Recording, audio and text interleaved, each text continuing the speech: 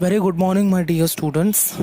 Until our last session of the social science, we have discussed the chapter 2, which was the traditional and cultural heritage of the India.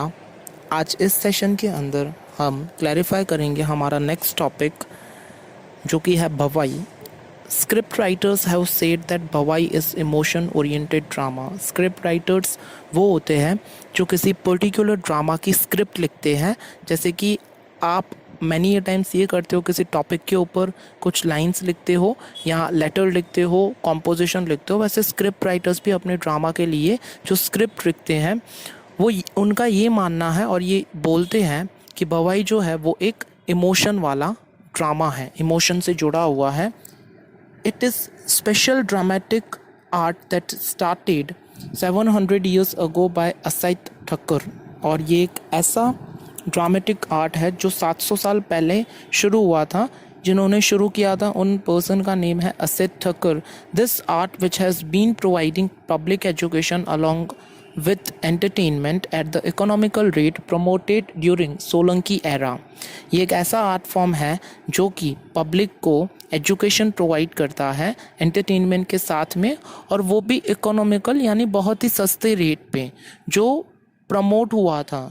जब ये famous हुआ था भवाई का ये जो emotion वाला drama था वो सोलंकी एरा में, यानी सोलंकीज़ का जब राज था गुजरात के अंदर तब ये फेमस हुआ था. It was chiefly performed without curtains. और ये कर्टेंस यानी कि पर्दे के पीछे नहीं पर पर्दों के बिना ऐसे परफॉर्म किया जाता था. With light humour and with the music playing on trumpet.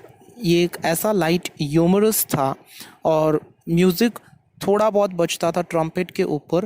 Characters discussed in the form of Ramdev, Jhanda Chulan, Kajoda etcetera are the main features of the Bhavai. तो इनके कुछ कैरेक्टर्स, बेसिकली इनको हम एक्टर्स ही कहेंगे, जो कि थिएटर के अंदर परफॉर्म करते हैं, जिनके फेमस नेम्स है रामदेव, झंडा चूलन एंड कजोड़ा, जो मेन फीचर्स हुआ करते थे भवाई के लिए. Theme of the Bhavai includes protest against social vices. The characteristics like Rangla and Rangli are used to promote the programs like Girls Education, Save the Girl Child, etc. Those who perform this bhavai play trumpet and pray to goddess by reciting hymns. तो ये trumpet, ये जो भवाई का नाटक हुआ करता था वो बेसिकली सामाजिक हुआ करता था. समाज के अंदर जो कुप्रथाएं हैं उन्हें शो करने के लिए बेसिकली ये यूज़ किया जाता था. जैसे कि गर्ल्स एजुकेशन आज से 700 साल पहले इतना फेमस नहीं हुआ करता था. या सेव द गर्ल चाइल्ड, जो गर्ल चाइल्ड को किल कर दिया जाता था, तो उसको सेव करने के लिए गर्ल चाइल्ड को ये भवाई के जो आर्टिस्ट थे वो ट्रम्पेट के ऊपर प्ले करते थे और गॉडेस यानी कि देवी को प्रार्थना करते थे भजन गाकर या भक्ति के सॉन्ग गाकर. तो folk dance of the Gujarat, या we are very aware about this कि फोक डांस गुजरात का नवरात्रि माना जाता है, जो गरबा होता है नवरात्रि में किया जाता है. पर यहाँ पे देखिए there are varied dance forms belonging to different communities of the Gujarat. तो गुजरात के अंदर जो अलग अलग कम्युनिटीज़ के पीपल हैं उनकी जो डांस फॉर्म्स हैं वो भी वेराइड है, यानी कि बहुत ही वाइड है, विशाल है और अलग है. These dance forms are according to the tradition and the custom. और ये डांस फॉर्म्स जो है वो अपनी ट्रेडिशन एंड कस्टम यानी रीति रिवाज के तौर पे किए जाते हैं. Among them are tribal and folk dances, garba, raas and many more folk dances. Such art of dance can be seen at the time of festivals, marriages and fairs. तो इनके अंदर ट्राइबल पीपल यानी कि जो फॉरेस्ट से एसोसिएटेड पीपल हैं उनके folk dances रीति रिवाज के अनुसार ये किया करते थे. और गरबा और रास, जिसका एक मेन फोक डांस गुजरात का माना जाता है, वो पहले से लेकर ही है. एंड इस तरह का जो डांस फॉर्म है वो हमें काफ़ी बार त्योहारों पे या मैरिजेस में, शादियों में या फेयर्स में, मेलों में ज़्यादातर देखने के लिए मिलता था. और आज भी हमें कहीं पे ये जो मेले हुआ करते हैं और हमेशा फेस्टिवल्स में हमें ये गरबा, रास एंड एक्सेट्रा जो फोक डांसेस है गुजरात के वो हमें देखने के लिए मिलते हैं. और next topic is tribal dances. Tribal वो पीपल होते हैं कि जो फॉरेस्ट में स्टे करते हैं, जंगल्स में. Tribal dance of Gujarat is seen at the time of festivals, marriages, fairs and to please the god and the goddesses. Tribal dance Gujarat का जनरली फेस्टिवल, मैरिज और फेयर्स में गॉड एंड गॉडेसेस यानी देवों को या देवियों को प्रसन्न करने के लिए किया जाता था.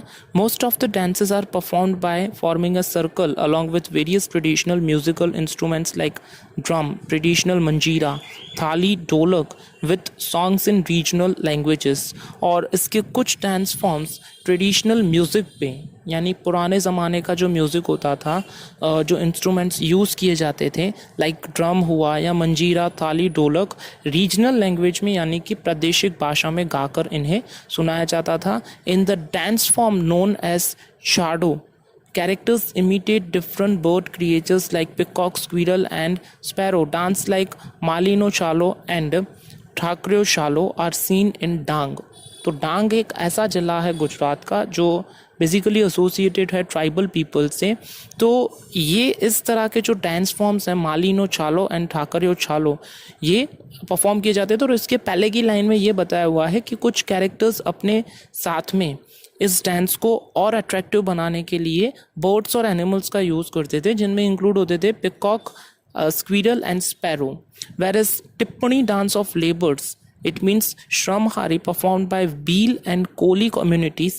Dancers perform dance in group on the set of thick sticks which are joined with small stick stuck to the ground.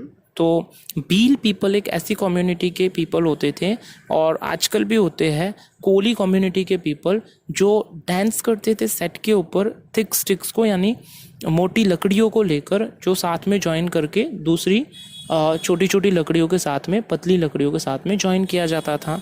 और next one is the garba. या आई नो गरबा जो है वो परफॉर्म हम करते हैं नवरात्रि फेस्टिवल के अंदर.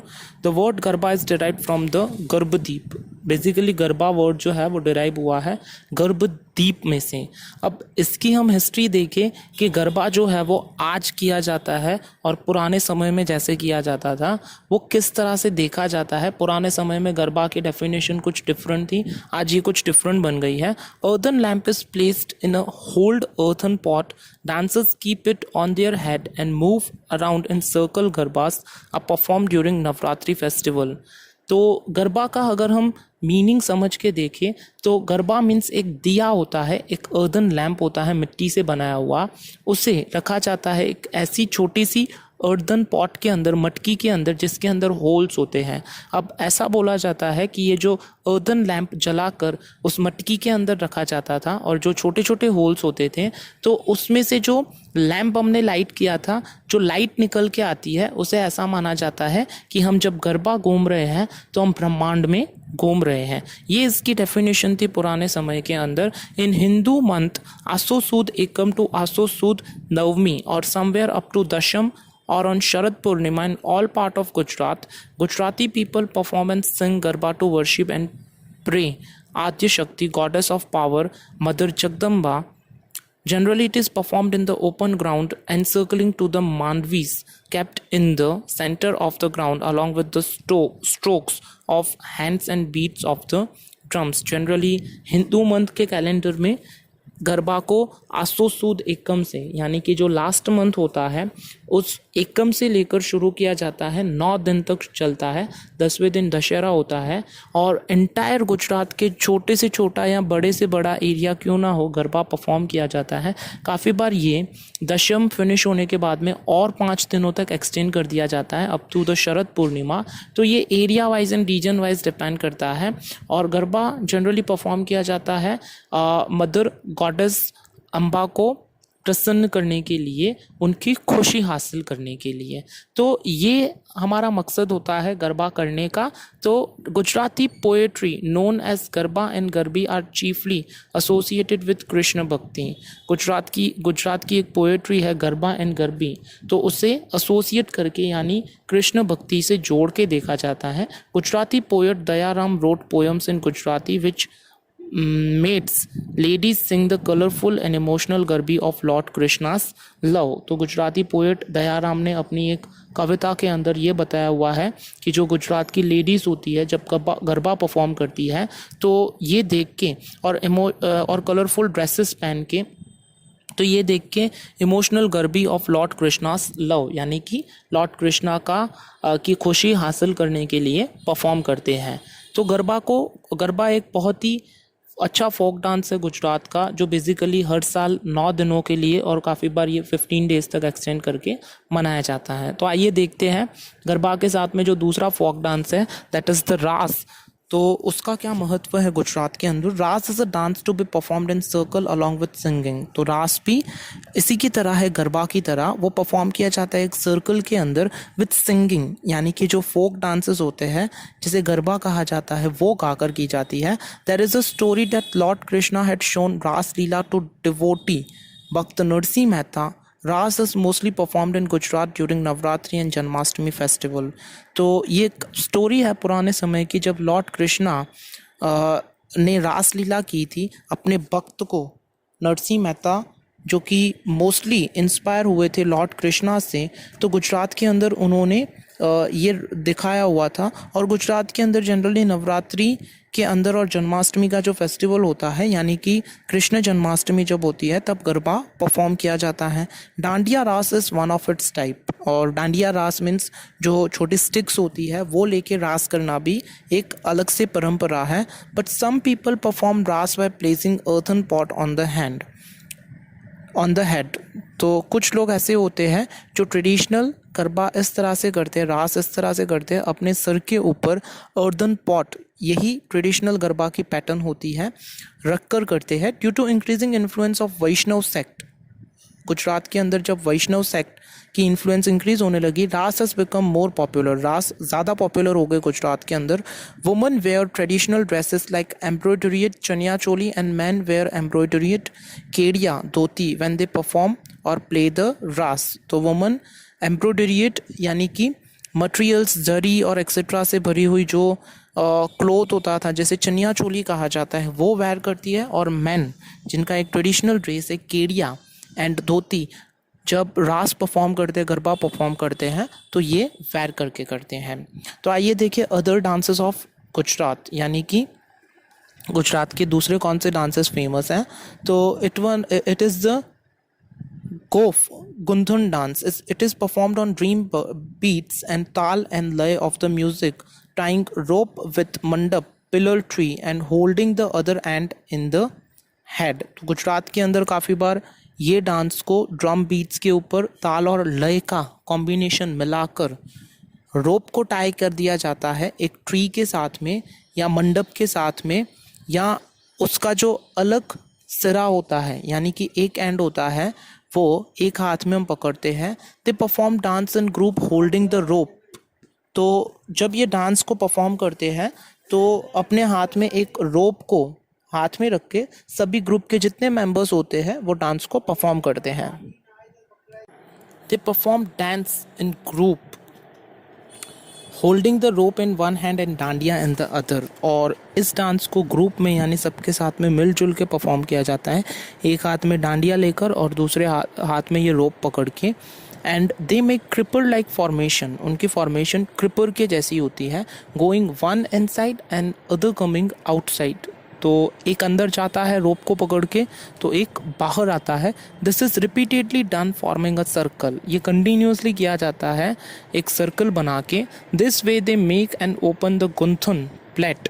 This style of dance is called gof gunthan dance. और ये कंटिन्यूसली करने के बाद में एक गुंथन यानी कि एक प्लेट जैसा बनाते हैं। प्लेट ऐसी होती है कि एक कॉर्ड लाइक स्ट्रक्चर होता है, यानी कि एक डोरी को दूसरी डोरी के साथ में थ्रेड को मिक्सअप करने के बाद में, तो ये स्ट्रक्चर जब बनता है तो इसी की वजह से इसे गोफ गुंथन डांस कहा जाता है। Next one is dhamal dance of Siddis. Siddis presently residing in Jambur village in the center of Gir originally belonged to Africa perform this dance। Siddhis एक ऐसी ट्राइब है जो जम्बूर विलेज गिर फॉरेस्ट के गिर ओरिजिनली जो अफ्रीका से बिलोंग करती है। हमने प्रीवियस चैप्टर में देखा कुछ ऐसी ट्राइब्स है जो इंडिया के अंदर आके सेटल हो गई, उसमें से एक ये भी ट्राइब थी। They perform dance bye rhythmically striking mashira coconut shell containing earthen lamp inside covered with the cloth, wearing peacock feathers and holding small drums in hand, forming a circle. They dance with high and low pitch intonation of ho-ho sound, which echoes in the whole forest. They dance in group imitating the voice of animals and birds. और ये dance को जब इस तरह के सिद्धि वाले people करते हैं तो रिदमिकली मशीरा यानी कि कोकोनट के खाली शेल्स जो होते हैं उनको स्ट्राइक करके और हाथ में अर्दन लैम्प रख के अपने पास में पिकॉक के फेदर्स को वेयर करके और छोटे ड्रम्स उनके हाथ में होते एक सर्कल बना के और लो पिच आवाज़ में हो करके आवाज़ करते हैं जिसके एकोस पूरी फॉरेस्ट में सुनाई देते हैं। ये डांस से वो अलग अलग एनिमल्स के और बर्ड्स के वॉइसेस भी निकालते हैं क्योंकि ये बेसिकली अफ्रीकन ट्राइब है जो कि माना जाता है कि एक ऐसी ट्राइब है जो फेमस है अपनी इस तरह के डांस के लिए। Next one is Merio dance, Padar dance and Korio and male dance. This type of dance is seen near the stepwell of Banaskantha region. इस तरह का डांस फॉर्म बनासकाठा रीजन के स्टेपवेल पे देखा जाता है। Toran is woven with tall grass of reed and junjadi. तो तोरण को बांधा जाता है जो बड़ी ग्रास से टॉल ग्रास ऑफ रीड से एंड जुंजाड़ी से बनाया जाता है।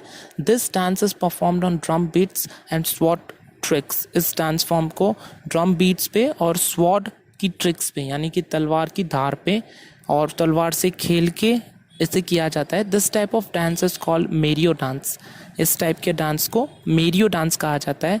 In Surendranagar region the people of Padar community dance with taal and laya of dandiya and manjira. Surendranagar reason के अंदर ये इस तरह के जो पीपल होते हैं ये कम्युनिटी के पीपल ताल और लय के साथ में डांडिया और मंजीरा वाला ये डांस परफॉर्म करते हैं। While dancing they generate scenes like sea waves और like a ship moving on sea waves. और डांस करते वक्त ये इस तरह के सीन बनाते हैं जैसे सी वेव्स आ रही हो या फिर शिप जो होती है वो अपने मूव्स दिखा रही हो पानी के अंदर।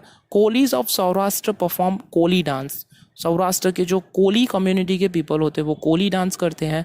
होल्डिंग मद्रासियो, उनके हाथ में मद्रासियो होता है which is the colourful cloth for tying on head and headgear, that is turban decorated with embroidery and mirrors tied with green colored embroidery belt। एक ऐसा मटेरियल होता है मद्रासियो जो कि सर पे टर्बन यानी कि पगड़ी के तौर पर बांधा जाता है जो एम्ब्रॉयडरीड होता है अलग अलग थ्रेड से, कलरफुल थ्रेड से बनाया हुआ एक ऐसा मटेरियल होता है और जिसमें कलरफुल क्लोथ और छोटे छोटे मिरर के पीसेस होते हैं जो डेकोरेट किया जाता है और एज अ बेल्ट ट्राई किया जाता है। They wear bat on their waist to perform dance. वो अपनी कमर पे बैट बांधते हैं ये डांस को करने के लिए। Similarly male dance of Saurashtra and other dances of Barwal tribe are well known. और इसी के रीज़न से मेल डांस ऑफ सौराष्ट्र और बाकी अलग अलग बरवाल ट्राइब्स के जो कि एनिमल्स रखते हैं उनकी ये डांस फॉर्म्स फेमस हैं। कुछ ऐसे रीजन्स हैं इंडिया के जो शेड्यूल्ड ट्राइब्स वाले पीपल जहाँ पे स्टे करते हैं। Last topic is as we discussed in the previous chapter, here also we find that Indian culture is universally assimilating all. हमने प्रीवियस चैप्टर में ये डिस्कस किया और इसमें भी ये समझ में आया कि इंडिया का जो कल्चर है वो सबको प्रभावित करता है, एसिमिलेट करता है as a result of arrival of various tribes. और इसका रीज़न यही होता है कि अलग अलग ट्राइब्स, जैसे हमने इंट्रोडक्शन में फर्स्ट चैप्टर में रीड किया था, इंडिया के अंदर आई थी since ancient times to contemporary one. और एंशियंट टाइम्स से लेकर कंटेम्प्ररी मतलब आज के कुछ सालों पहले तक आई है अलग अलग tribes. Many changes occurred like growth and development of the handicraft, home artistry, painting, dancing and various other fine arts. और बहुत सारे चेंजेस अकर हुए हैं, ग्रोथ हुआ है, डेवलपमेंट हुआ है हैंडीक्राफ्ट का। घर के अंदर आर्टिस्ट्री यानी कि आर्टिस्ट जिन्होंने घर के अंदर कुछ मटेरियल बनाना शुरू किया है, और डांसिंग और वेरियस अदर फाइन आर्ट्स भी बहुत अच्छी तरह से निखर के हमारे सामने आए हैं। This shows rich and varied heritage of India. ये हमें यही दिखाता है कि इंडिया का हेरिटेज बहुत ही रिच है और वेराइड है। इन and it leaves permanent impression of India on the horizon of the world। और ये एक लॉन्ग लास्टिंग और परमानेंट अपनी एक छवि है, अपना एक इम्प्रेशन है, वो वर्ल्ड के सामने एक अच्छा एग्जाम्पल सेट करके रखता है। तो until now we have discussed the chapter number 2 of social science. So in our next session we'll start the another chapter. Till then, very goodbye students. Thank you for watching the video.